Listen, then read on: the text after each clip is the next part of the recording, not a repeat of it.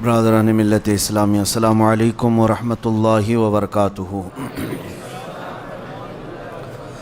الحمد للہ وکفا وسلام علی حبیبہ المصطفیٰ، اما بعد فاعوذ باللہ من الشیطان الرجیم، بسم اللہ الرحمن الرحیم۔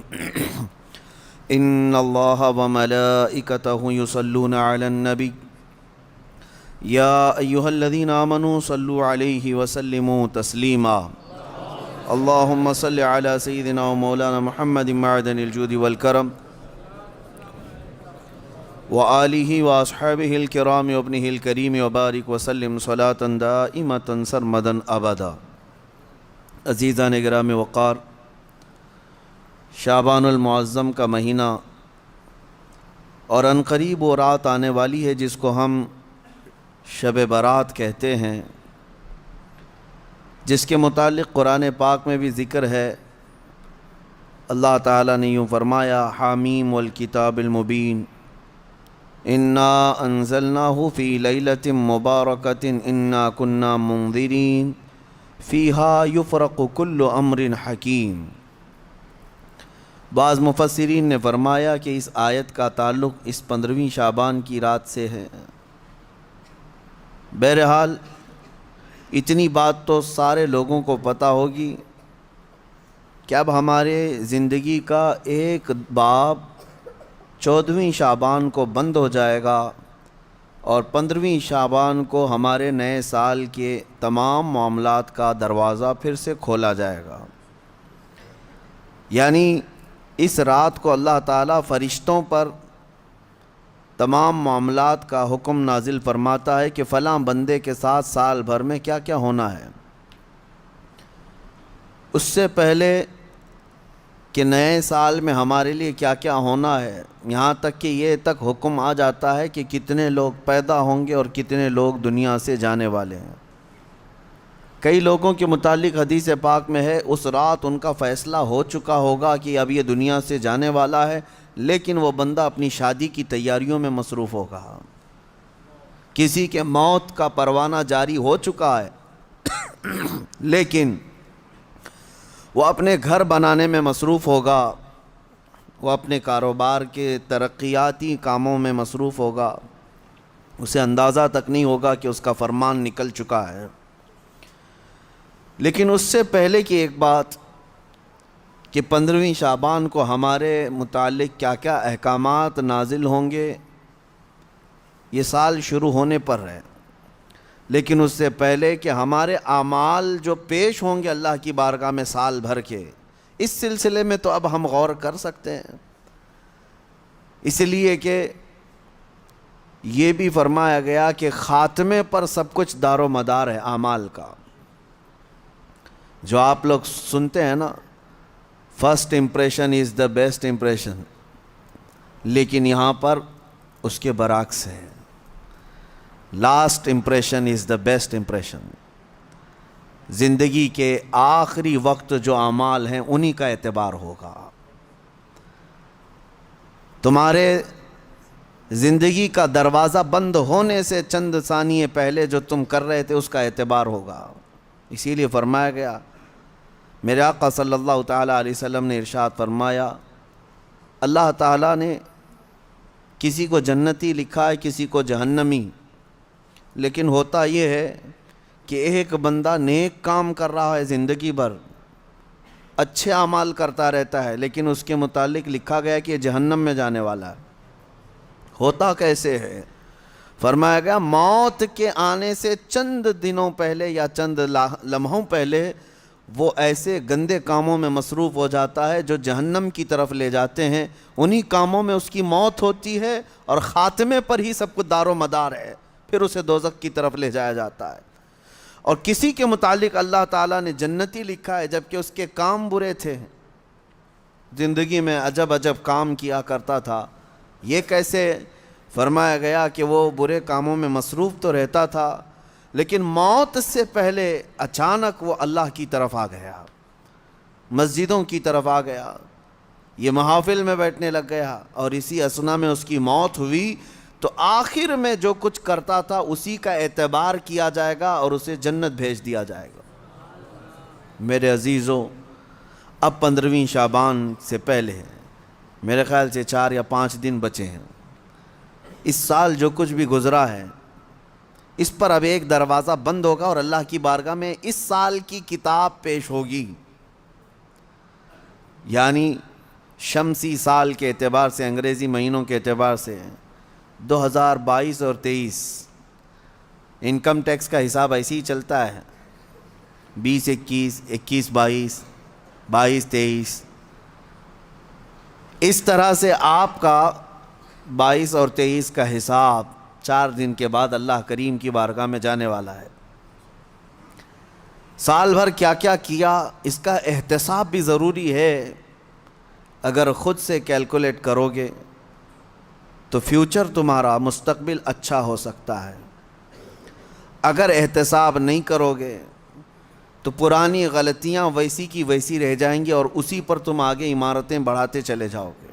احتساب اولیاء کاملین کی محفلوں کی ایک خاص تربیت کا نام ہے، احتساب۔ یعنی آپ آگے کے اینٹ رکھنے سے پہلے پیچھے ایک بار دیکھ لو کہ مجھ سے خطائیں کہاں کہاں ہوئی ہیں، غلطیاں کن کن باتوں پر ہوئی ہیں، اور اسی کو کہتے ہیں احتساب۔ یہ 4 دن جو آپ کے پاس بچے ہیں اس احتساب کے لیے بہت عمدہ ہیں۔ اور پھر ہو سکے تو جیسے ہمارے بزرگوں کا معمول ہے، ہم 14 شعبان کو بھی 15 شعبان کو بھی روزہ رکھ لیتے ہیں۔ وجہ کیا ہے؟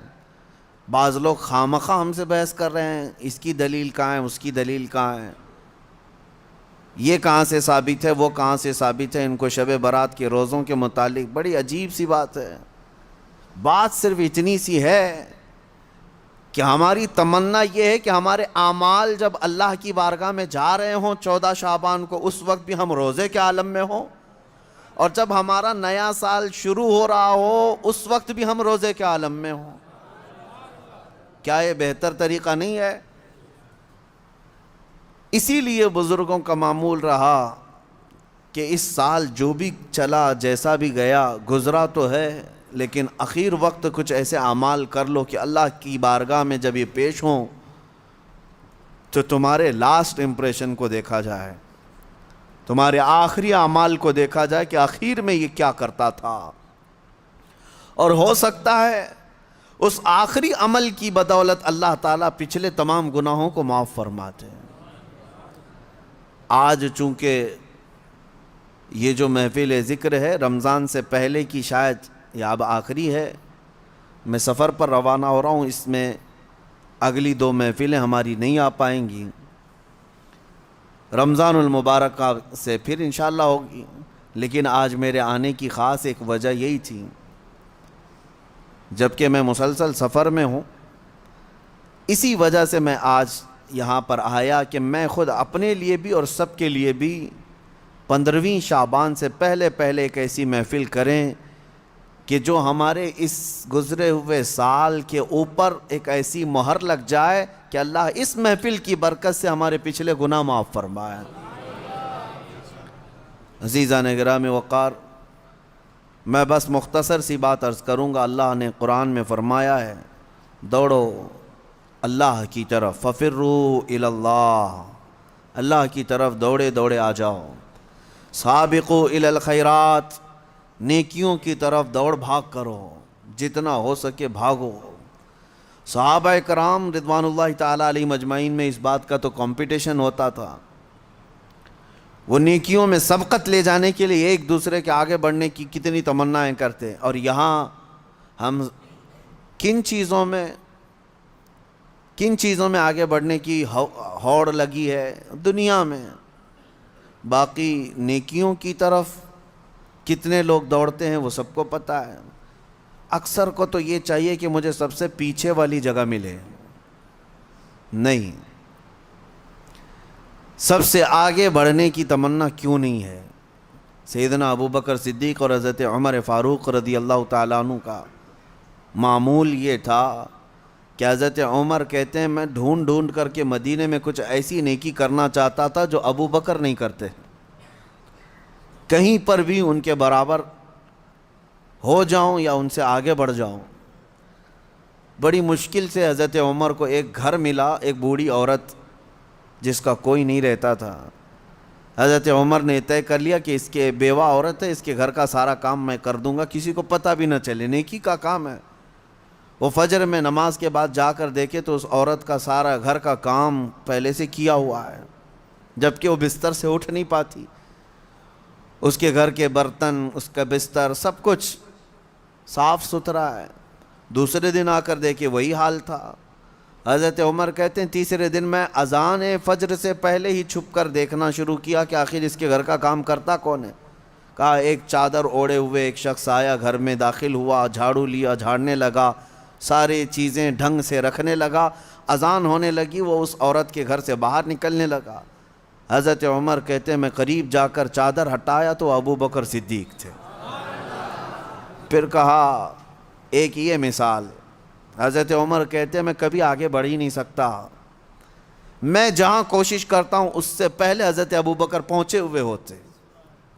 جب آپ کی خلافت کا وقت تھا تب آپ نے اعلان کیا، حضرت عمر فاروق نے، کوئی ایسی نیکی جو ابو بکر کرتے تھے اور میں نہیں کر رہا ہوں تو لوگوں مجھے بتا دو تاکہ میں برابر ہو جاؤں۔ کسی ایک صاحب نے کھڑے ہو کر کہا حضرت ابو بکر جب خلافت کرتے تھے ان کے زمانے میں وہ سب کے حقوق ادا کرتے، لیکن روزانہ وہ دوپہر کے وقت اپنے ہاتھ میں توشادان لے کر جنگل کی طرف جاتے اور پتہ نہیں کسی کمزور یا کوئی معذور یا محتاج کو کھلا کر آتے، لیکن ہمیں یہ نہیں معلوم کس کو کھلاتے تھے۔ یہ حضرت ابو بکر کا معمول تھا۔ حضرت عمر نے کہا یہ تو مجھے بھی نہیں معلوم تھا، میں کل سے ہی یہ کام شروع کرتا ہوں۔ دوسرے دن حضرت عمر نے اپنے گھر سے توشادان لیا، روٹی سالن، اور لے کر اسی جنگل کی طرف چل پڑے۔ وہاں کس کو کھلاتے تھے کیا پتہ، دن بھر ڈھونڈتے رہے، کوئی ملے، کوئی نہیں ملا۔ شام کا وقت قریب آ رہا تھا، ایک پہاڑ کی چوٹی میں ایک غار سے کسی کے ذکر کرنے کی آواز آ رہی تھی۔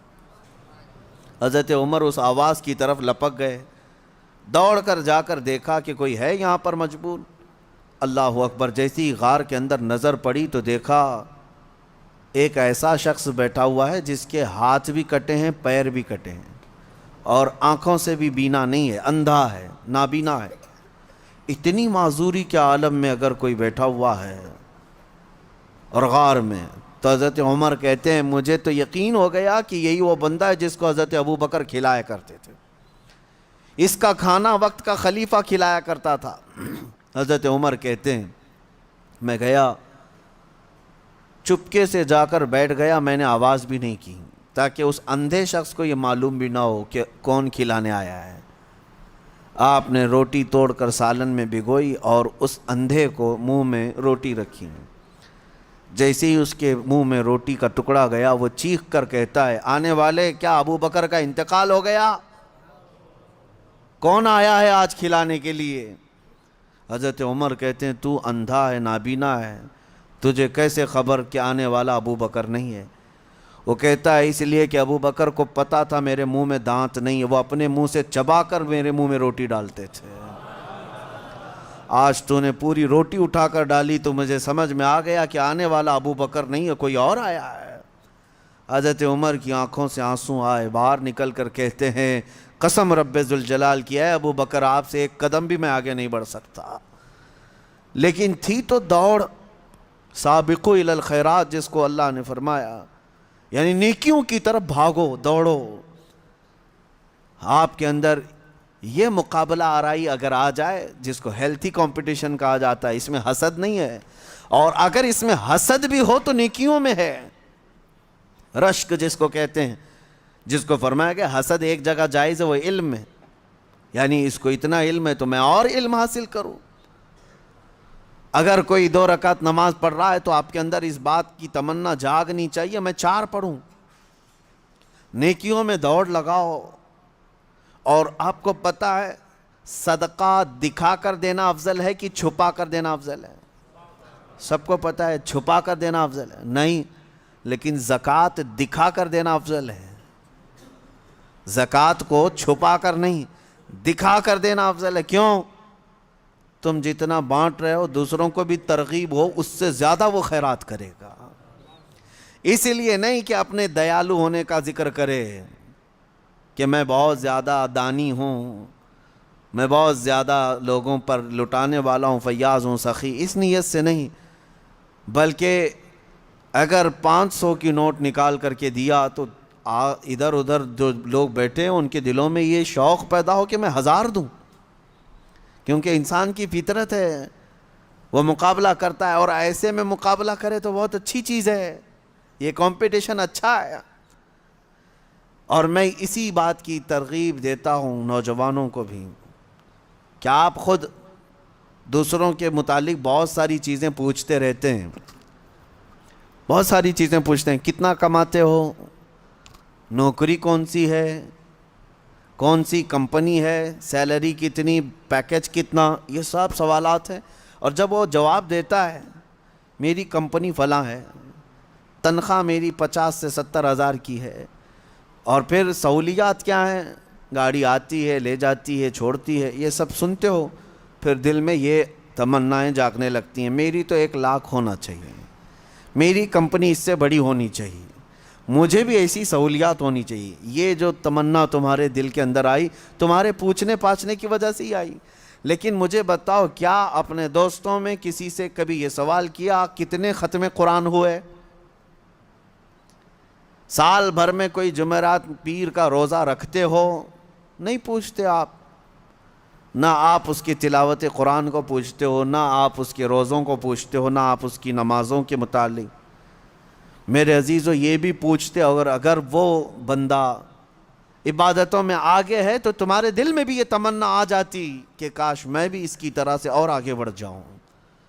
میں یہ باتیں صرف اس لیے کہہ رہا ہوں کہ رمضان المبارکہ میں آپ سب کا یہی کمپٹیشن ہو جائے تو ہر ایک کا رمضان بہتر سے بہترین ہوگا، بہتر نہیں بلکہ بہترین ہوگا، بہترین ہوگا۔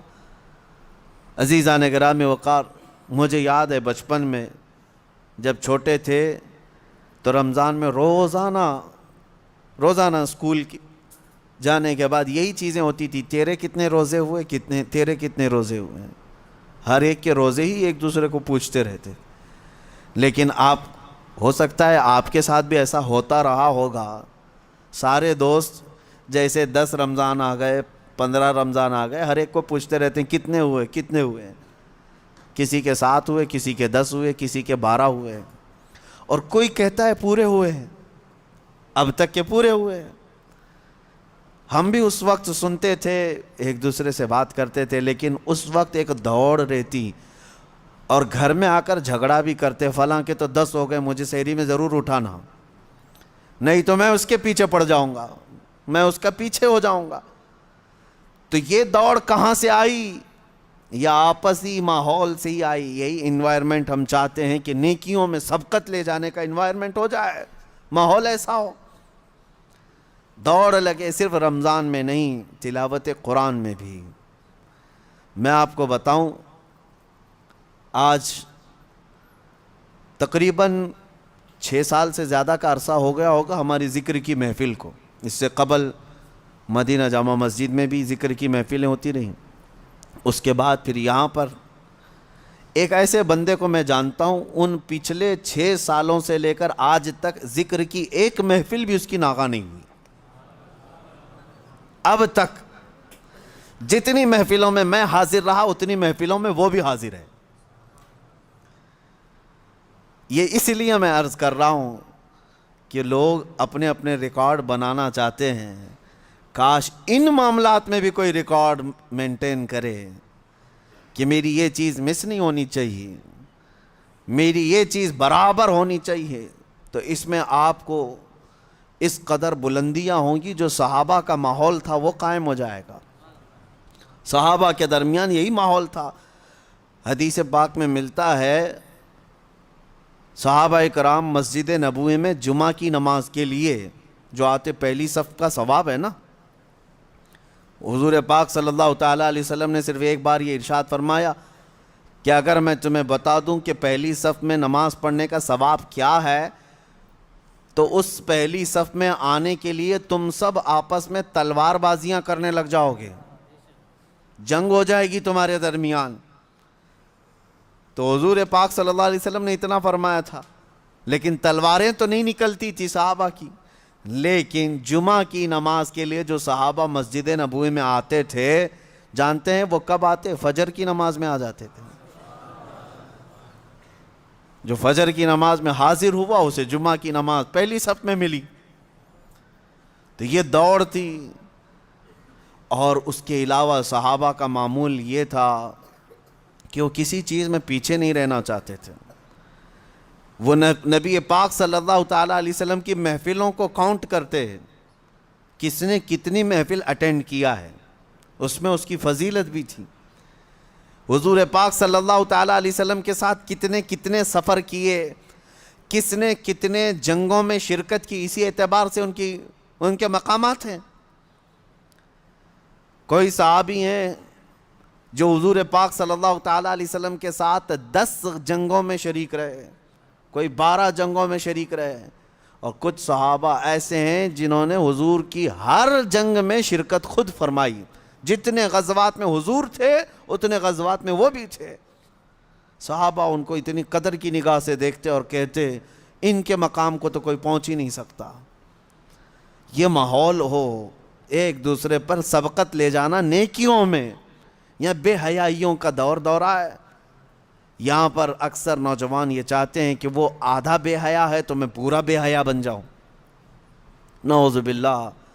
دنیاوی اعتبار سے میں کمپٹیشن کرو گے، مقابلہ آرائی کرو گے تو ذلت کی طرف جاؤ گے، بہت زیادہ عمیق غار میں گر جاؤ گے.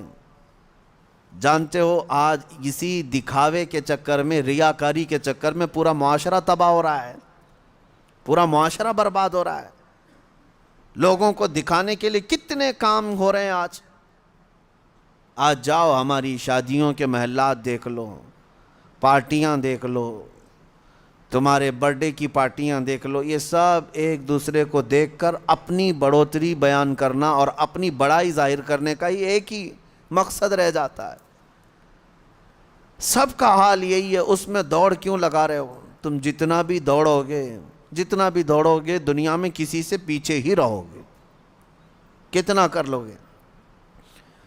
کسی صاحب نے اپنی بیٹی کی شادی میں 10 لاکھ روپے خرچہ کیے.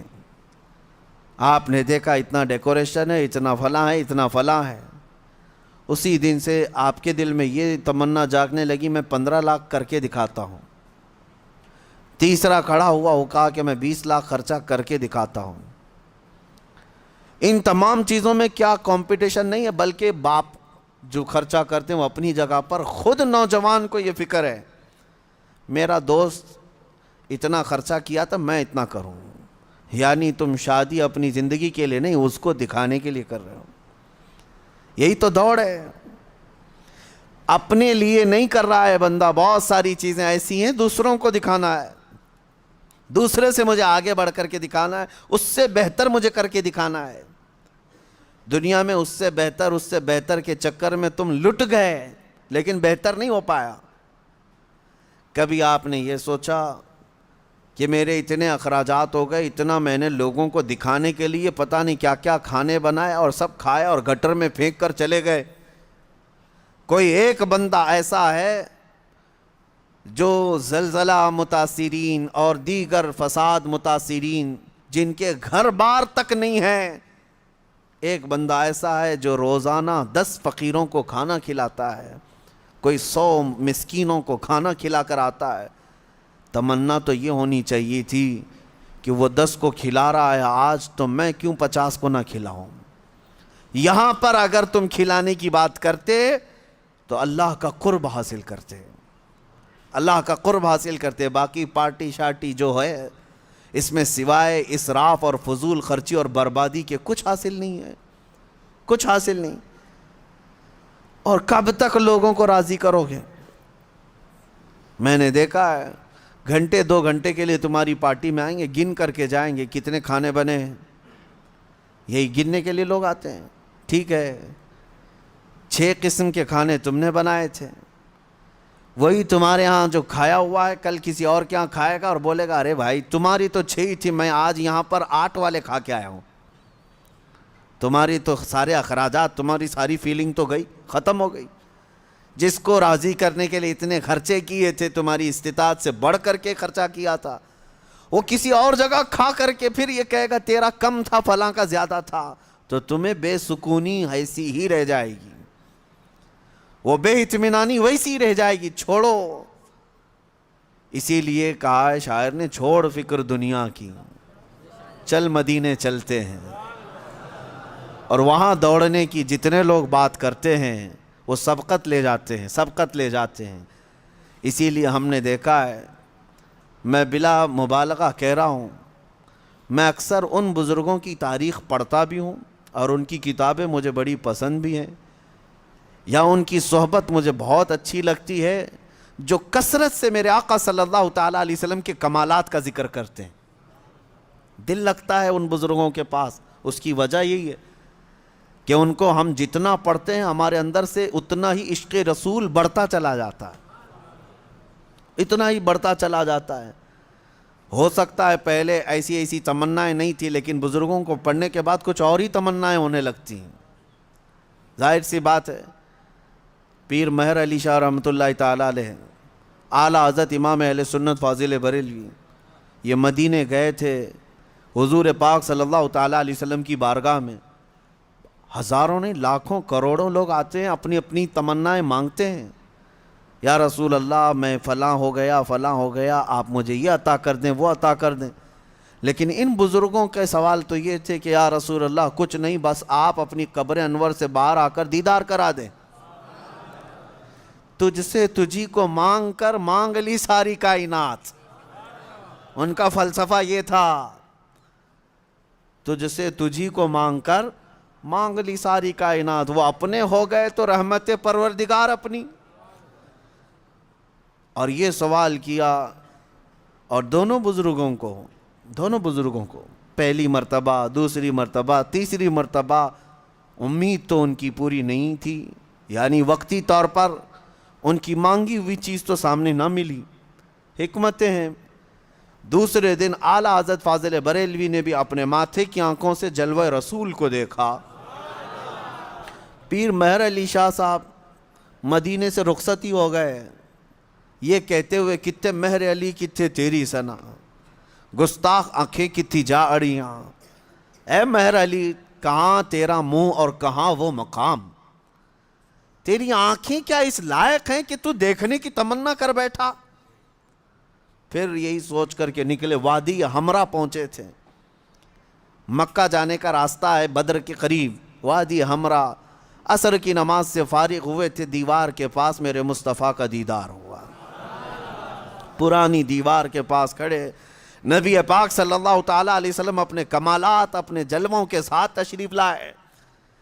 اب میں آپ کو یہ بات عرض کر رہا ہوں، کیوں میں نے یہ ذکر کیا. ہم نے اعلیٰ حضرت کو بھی پڑھا، پیر مہر علی شاہ صاحب کو بھی پڑھا، ہم ویسے بھی عمروں پر جاتے رہے، حج پر جاتے رہے، لیکن اب جب جاتے ہیں تو یہی تمنا ہوتی ہے کہ آقا جب انہیں دے سکتے ہیں تو ہمیں کیوں نہیں دے سکتے.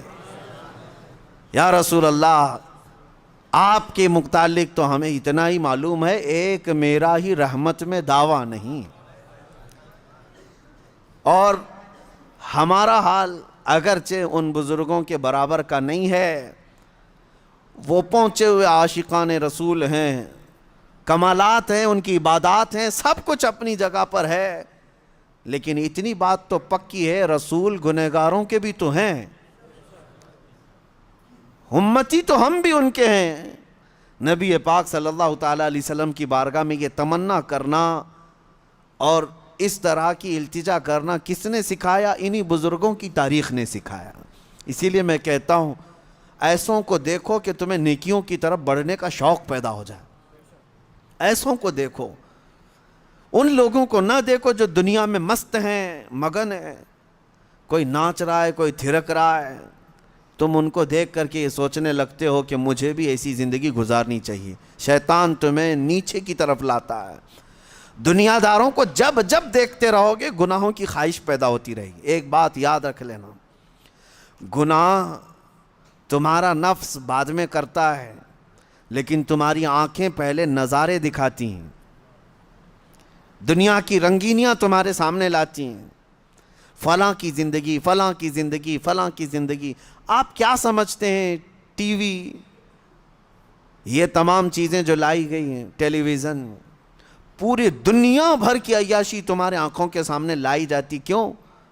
یہ شیطان اچھی طرح یہ جانتا ہے کہ یہ نفس پر 1000 کنٹرول کر لے گا، لیکن اپنی آنکھوں پر کنٹرول کرنا اس کو بہت مشکل ہے. اور جہاں یہ نگاہیں بہکی، پھر یہ نگاہوں کے اثر میں اس کا پورا نفس بھی وہی کام کرے گا. آج یہی حالات ہیں میرے عزیز. اسی لیے دیکھو، مگر ان کو دیکھو جو میرے مصطفیٰ کے دیوانے ہیں. ان کو بار بار دیکھتے رہو، بار بار سنتے رہو. تمہیں جنت کی طرف بھاگنے کا شوق پیدا نہ ہوا تو مجھے پتا نہ. ان کو بار بار دیکھو. اور یہ دنیا داروں کو جتنی بار دیکھو گے، دنیا میں جینے کی ہوس بڑھتی چلی جائے گی. نہیں، مجھے اور جینا ہے. اور چھوٹی چھوٹی چیزوں سے ڈرنے لگو گے. ارے نہیں، ابھی تو مرنا نہیں ہے، مجھے ابھی اتنا بنگلہ بنانا ہے، مجھے ابھی یہ کرنا ہے. دنیا داروں کو جتنی بار دیکھتے جاؤ گے، ہوس بڑھتی جائے گی دنیا میں جینے کی. لیکن ایک بات پکی میں آپ کو بتاؤں، عاشقان مصطفیٰ کو جتنی بار دیکھو گے، موت کی تمنا آتی رہے گی، کب آنکھیں بند ہوں گی، کب حضور کا زیارت ہوگی. وہاں مرنے کا ڈر ہی ختم ہو جاتا ہے، موت کا خوف ہی نکل جاتا ہے. اسی لیے میرے عزیزو، یہ فیصلہ تمہارے ہاتھ میں ہے کہ اب بچے ہوئے جو زندگی کے دن ہیں کس طرف دوڑتے ہو. ایک بات میں آپ کو بتا دوں، ایک دانشور کی بات مجھے بڑی اچھی لگی تھی. انہوں نے بہت پیارے انداز میں کہا ہے کہ یہ دنیا میں جتنے بورڈ لگے ہوئے ہیں، روڈ پر سائن بورڈ ہوتے ہیں، کہاں کے؟ پونا کا 140 کلومیٹر، بنگلور کا بورڈ ہے، دلی کا بھی ہوگا، احمد آباد کا بھی ہوگا. ان دانشوروں نے کہا یہ تو سب یوں ہی لگے، سارے راستے قبرستان ہی جاتے ہیں. کوئی راستہ کسی شہر نہیں جاتا، تھوڑے دیر کے لیے جاتا ہے، لیکن سارے راستے، جس راستے پہ بھی چلو پہنچو گے قبرستان. جانا وہیں ہے سب کو. یہ حقیقت ہے یا نہیں؟ کسی بھی راستے پر جاؤ، لیکن آخری منزل تمہاری کہاں ہے؟ وہ قبرستان ہے. جب وہاں جانا طے ہے میرے عزیزو، کب تک ہم اپنے اس نفس کی غلامی میں رہیں؟ نکل آؤ. کچھ گناہ ایسے ہیں جو ایسے داغ چھوڑ جاتے ہیں، ایسے زخم دے جاتے ہیں کہ مرنے کے وقت وہ درد اور وہ ٹیسیں اٹھنے لگ جائیں گی. اسی لیے یہ محفلیں بار بار ہم منعقد کرتے ہیں کہ نبی پاک صلی اللہ تعالیٰ علیہ وسلم کی سنت مبارکہ ہے کہ انسان کی فطرت میں نفس کا غلبہ آتا ہے تو یہ دنیا کی طرف چلا جاتا ہے، اور اس کو ایک بار نصیحت کرو تو پھر یہ دنیا سے باز آ جاتا ہے. تمہارے لیے علاج یہی ہے، ہمارے لیے علاج یہی ہے. یہ میں نہیں کہتا کہ آج ایک بار کوئی مرید ہو گیا تو اب 70 سال بھی وہ باہر بھٹکتا رہے، کچھ نہیں ہونے والا ہے. نہیں، ہوگا. بڑے بڑوں کا تقوی بھسم ہو جاتا ہے اس دنیا میں. ماں و شما کسی کام کے نہیں، ہماری تو کوئی اعتبار ہی نہیں. بڑے بڑے متقی اور پرہیزگار جب ٹچ میں نہیں رہتے ان دینی محافل کے یا اللہ کے ذکر کی طرف، تو شیطان ان کے اعمال کھا جاتا ہے، برباد کر دیتا ہے. جتنی دور جاؤ گے اتنی دور دین سے بھی ہوتے رہ جاؤ گے. اور ایک بات میں آپ کو بتا دوں، بکریاں اسی وقت محفوظ ہیں جب وہ جھنڈ میں ہیں، جب وہ اپنی جماعت میں ہیں. اور جب اکا دکا بکری ادھر ادھر بھاگنے لگتی ہے تو ان تنہا بکریوں کا ہی شیر شکار کر لے جاتا ہے. درندے ان تنہا بکریوں کو ہی کھا جاتے ہیں. جھنڈ میں رہی ہوئی بکریاں بچ جاتی ہیں بھیڑ میں. اسی لیے میرے آقا صلی اللہ تعالیٰ علیہ وسلم نے بھی تلقین فرمائی اور تاکید فرمائی، علیکم بالجماعہ، تم کو جماعت کے ساتھ رہنا ہے. بار بار تمہیں نمازیں جماعت کے ساتھ پڑھنے کے لیے گھروں سے بلایا کیوں جا رہا ہے؟ کہ دل کے اندر دنیا کا میل زیادہ نہ بیٹھنے پائے. آؤ جھکو اللہ کی بارگاہ میں، میل نکلتا رہے. بار بار اس جماعت میں، اس بھیڑ میں کیوں بٹھایا جاتا ہے؟ کہ دل تمہارا اللہ کی طرف لگا رہے گا، اللہ کی طرف لگا رہے گا. ورنہ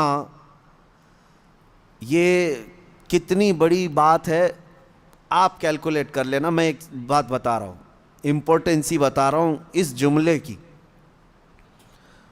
اس دنیا کا حال ایسا ہے کہ نبی پاک صلی اللہ تعالیٰ علیہ وسلم کون ہے سب کو پتہ ہے، سید الانبیاء، معصوم عن الخطا، سید الرسل، امام الاولین امام الآخرین، مالک جنت، مالک رقاب امم، ہم سب کی جانوں کے مالک۔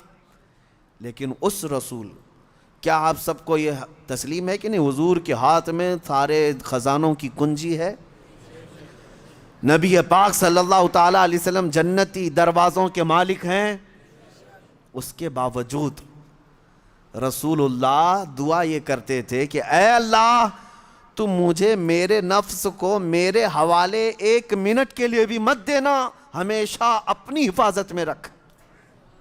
رسول جب یہ دعا کرتے ہیں کہ میرے نفس کو میرے حوالے، پلک جھپکنے کے برابر جو وقت ہوتا ہے، حضور فرماتے ہیں لا تکلنی الی نفسی طرفت عین یا اللہ، اے اللہ پلک جھپکنے کے برابر کا جو وقت ہوتا ہے، اتنے وقت کے لیے بھی میرے نفس کو میرے حوالے مت کرنا، اے اللہ تو ہمیشہ اپنی حفاظت میں رکھ۔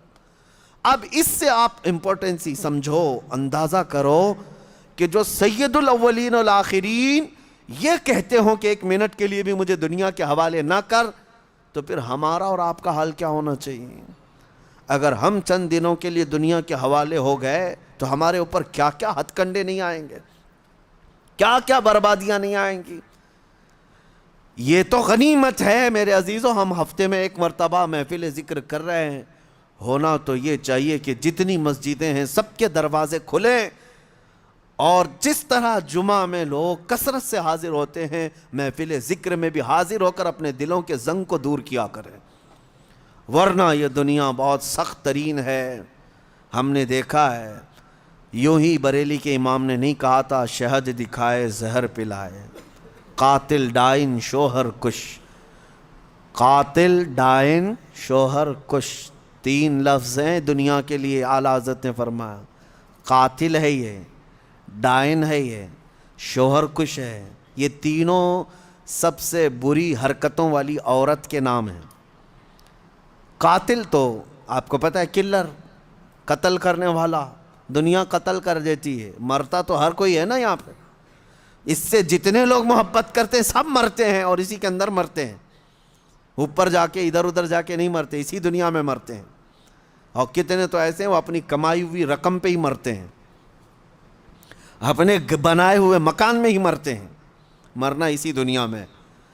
اس سے محبت کرنے والے مرتے تو سب ہیں۔ اعلیٰ حضرت فرماتے ہیں ہونا تو یہ چاہیے، میں آپ سے محبت کر رہا ہوں، آپ مجھ سے محبت کر رہے ہیں، تو محبوب و محب میں ایک بڑا گہرا تعلق ہوتا ہے، بڑا گہرا تعلق ہوتا ہے۔ ہوتا کیا ہے، آپ اگر میرے محبوب ہیں تو محبوب کبھی اپنے چاہنے والے پر وار تو دور کی بات ہے، ہوا بھی آنے نہیں دیتا، سچی محبت تو یہ ہے۔ لیکن یہ دنیا کیا ہے، اعلیٰ حضرت فرماتے ہیں ڈائن ہے، ڈائن۔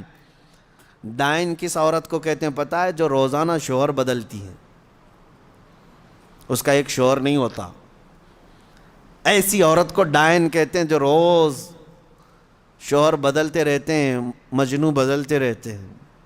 یہ دنیا کی کیفیت ہے۔ وہ کیسے آپ کو میں بتاتا ہوں۔ آج جس گھر میں آپ ہیں آپ کے نام کا ہوگا، یا ہو سکتا ہے آپ کے ابا کے نام کا ہوگا، لیکن ذرا پہلے پوچھنا کہ اس سے پہلے کس کے نام پہ تھا؟ بتائیں گے کوئی اور تھا۔ اس سے پہلے چاہے وہ نئی بلڈنگ ہی بنی ہوئی ہو، لیکن جگہ تو کسی کی ہوگی۔ اس سے پہلے آپ جاتے جائیں گے، یہ دنیا ٹرانسفر ہوتی جا رہی ہے، ہر ایک کے ہاتھ میں الگ الگ۔ ابھی ایک نوٹ آپ اپنی جیب سے نکالو، 100 روپے، کتنے دن اس کو سنبھال کے رکھو گے؟ یہ تمہارے ہاتھ سے دوسرے کے ہاتھ میں جاتی ہے، دوسرے کے ہاتھ سے تیسرے کے ہاتھ میں جاتی ہے، یہی دنیا ہے نا۔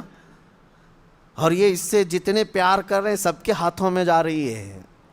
اسی کو ڈائن کہا گیا، روز شوہر بدلتی ہے۔ اس سے جو بھی محبت کرتا ہے ان سب کے ہاتھوں میں جاتی تو ہے، لیکن رکتی کسی کے پاس نہیں، سب سے نکلتی رہتی ہے۔ اور پھر ہوتا کیا ہے، اعلیٰ حضرت نے ایک اور اس کو لفظ دیا ہے، شوہر کش۔ شوہر کش کا مطلب ہوتا ہے وہ عورت جو اپنے ہی مرد کو، اپنے ہی شوہر کو قتل کرتی ہے، مار ڈالتی ہے. دنیا ویسی عورت ہے.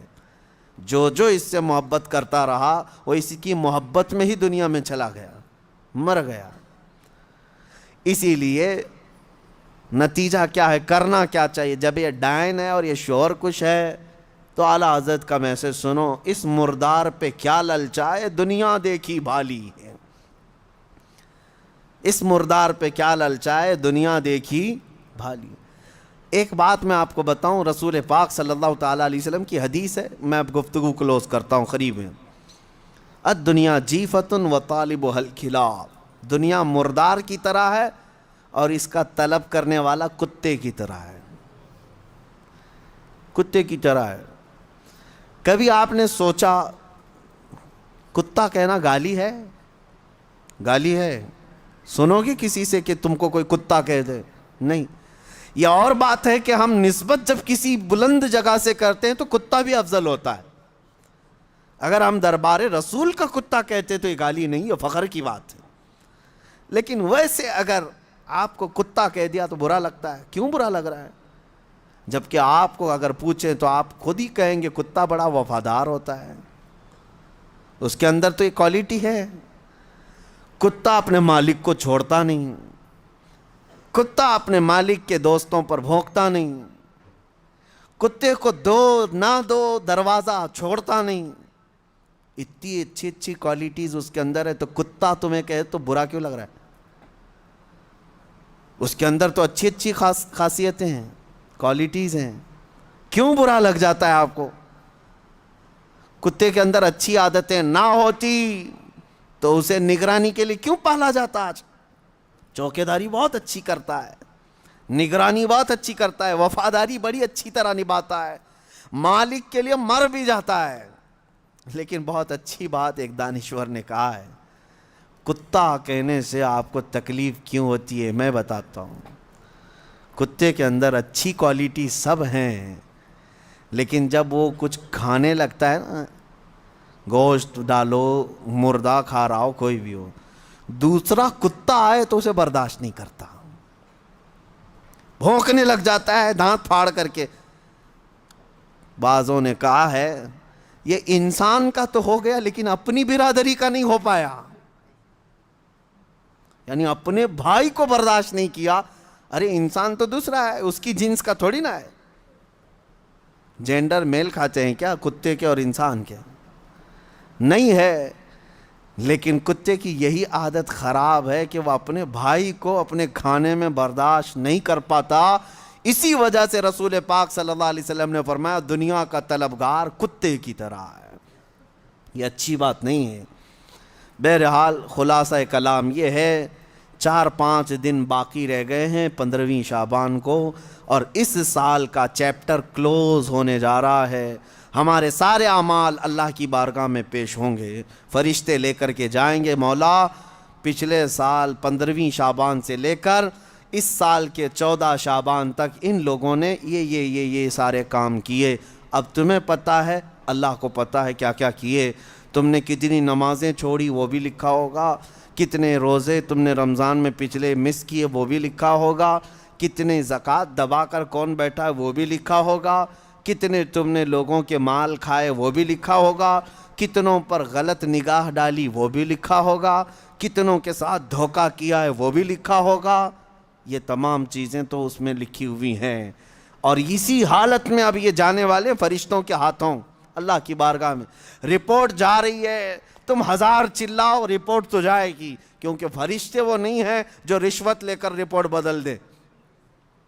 ہاں انکم ٹیکس والے نہیں ہیں وہ اللہ کے فرشتے ہیں. لا یعصون اللہ ما امرہم ویفعلون ما یؤمرون.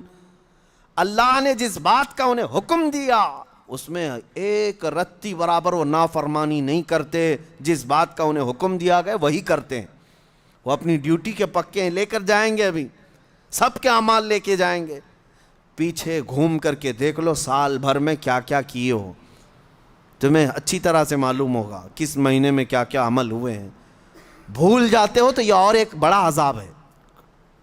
اگر گناہ کر کے بھول جاتے ہو تو یہ اور ایک بڑا عذاب ہے. یاد رکھو گے تو آگے کی زندگی اچھی ہو سکتی ہے. لیکن اب رپورٹ جا رہی ہے. ایک کام کر سکتے ہو, رشوت تو نہیں دے سکتے انہیں, کسی طرح کی لالچ بھی نہیں دے سکتے فرشتوں کو, اے فرشتوں میری یہ چیز چھپا دینا, یہ چیز چھپا دینا, کچھ نہیں کر سکتے. ایک چیز ہے, قرآن میں اللہ نے فرمایا ان الحسنات یذہبن السیئات, کچھ نیکیاں ایسی ہیں کہ اگر تم کرو گے تو برائیوں پر پانی پھیر دیا جائے گا. رپورٹ تو وہ لے کر ہی جائیں گے, لیکن 4 دن میں کچھ ایسا کرو کہ اس رپورٹ کے اوپر صرف اور صرف تمہاری نیکیاں ہی درج ہوں, باقی سارے گناہ ویسے ہی مٹا دیے جائیں. یہ ہو سکتا ہے. آج کے ذکر کو بھی نہایت ہی خلوص کے ساتھ اللہ کی بارگاہ میں اپنے پچھلے تمام گناہوں سے توبہ کرتے ہوئے کھڑے ہو جاؤ, اور اس کے بعد یہ عہد بھی کرو کہ اے اللہ میں سچی توبہ کے ساتھ تیرے دربار میں آیا ہوں. میں جب جب بھٹکوں, جب جب میرا قدم ڈگمگائے, آج اتنی دعا ہے کہ مولا میرے قدموں کو سنبھال لے اور مجھے دنیا میں ڈوبنے سے بچا لے. جب تک زندہ رہوں اپنی رحمت میں جگہ دے, جب آنکھیں بند ہوں تو دامن مصطفیٰ میں مجھے جگہ عطا کر دے. بس اس دعا کے ساتھ میں اپنی گفتگو کو ختم کرتا ہوں. اللہ کریم ہمیں بچے ہوئے ان دنوں میں نیکیاں کثرت سے کرنے کی توفیق عطا فرمائے, اور رمضان المبارکہ تک ہماری زندگی کو اللہ دراز فرمائے. دعاؤں کی درخواستیں آئی ہیں. امتحانات میں کامیابی کے لیے جمعہ میں بھی میں نے دعا کیا ہے. اللہ تبارک و تعالیٰ اس ذکر کی محفل کی برکت سے ہمارے جتنے بچے امتحانات میں ہیں, غیب سے مولا ان کو کامیابی عطا فرما, اور خاص طور پر ان بچوں کے لیے جو ذکر میں آتے ہیں, ان کے لیے میرے دل سے یہ دعا ہے کہ مولا انہیں محروم نہ فرما. یہ رب ذوالجلال یہ تیرے ذکر کے نام کی لاج رکھ لے کہ ان بچوں کے دلوں میں یہ یقین پیدا رہے کہ انہیں کامیابی جو ملی ہے تو وہ اللہ کے ذکر کی برکت سے ملی ہے. انشاءاللہ العزیز ایک بار پاس ہوں گے تو پھر اگلی بار دیکھیں محفل بھر جائے گی ویسی, اور انشاءاللہ اگلی بار پھر 12ویں والے ہی رہیں گے. ہاں, پھر وہی لوگ رہیں گے جن کا ایگزام آ رہا ہوگا. اللہ کرے کہ ایسا ہی ہو. یہاں سے اگر کامیابی ملتی ہے تو اس سے بہتر چیز اور کیا ہو سکتی. ہاں میرے عزیزو, اللہ تعالیٰ تمہارے دلوں کو یہیں پر لگائے رکھے, اور جو بیمار ہیں مولا ان سب کو شفاء کاملہ عاجلہ نصیب فرمائے. اللہ رب محمد, بیچ والے بیٹھے رہیں.